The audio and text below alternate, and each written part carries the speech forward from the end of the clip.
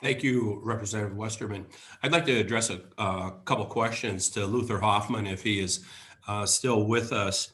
And Luther, if you could tell us a little bit about, go into the detail of the jobs that were lost by your company due to the Keystone shutdown.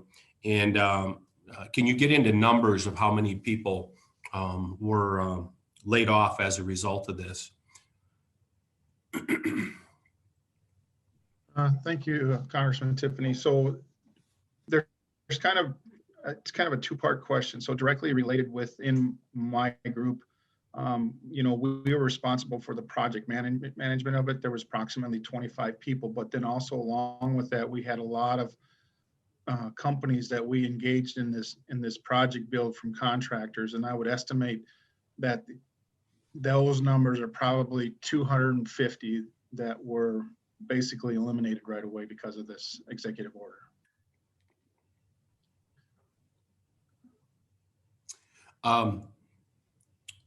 Has your company been, that you work for, have you been approached to your staff getting any green energy jobs?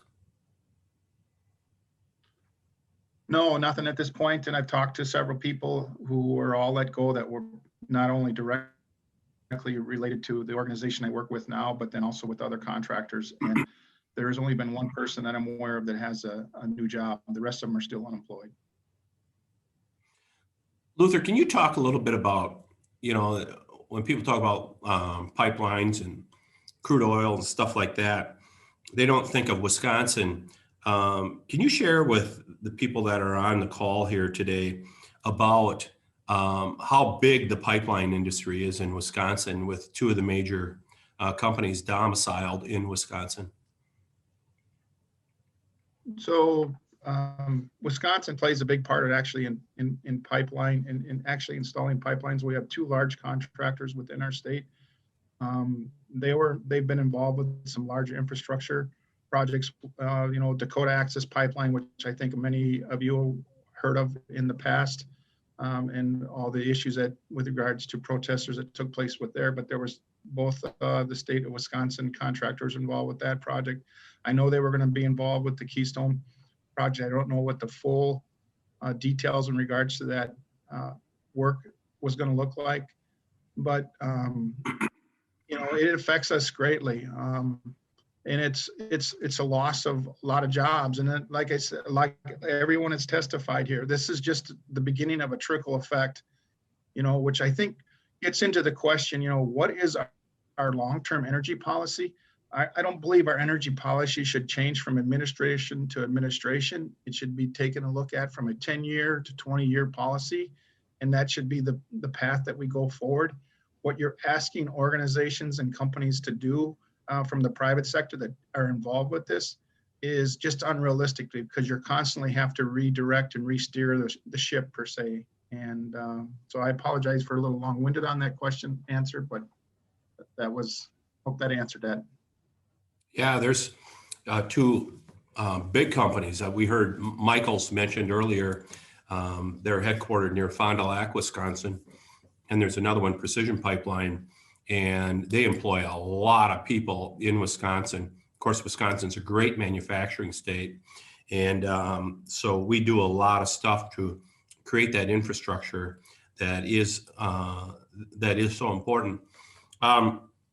Representative Westerman, I had to step out for a little while. Was there any discussion about, because this was alluded to early on, about the possibility of a legal challenge to this executive order? Was that discussed? It may have been, but I had to step out to vote as well. I haven't heard that discussed while I've been on the call. I know that's been talked about a lot, that especially on some of the lease cancellations and the moratoriums that have been put on those. I think there's definitely room for legal challenges. I think it's a big, I'll wrap it up here, Representative Westerman. I mean, I just look at, we broke a contract with this. The United States of America's word is no longer good when you do something like this, breaking a contract. I mean, you can only imagine if this was the previous administration and what happened with Canada as a result of this. I mean, it is just wrong what happened there. And then, of course, when you see what happened down in Mexico with I mean, we basically shut down the pipeline to prosperity for America. We opened up a pipeline from Central America, which is going to put an enormous burden on people in our country. It makes no sense at all. Anyhow, thank you for your time, and I will yield back.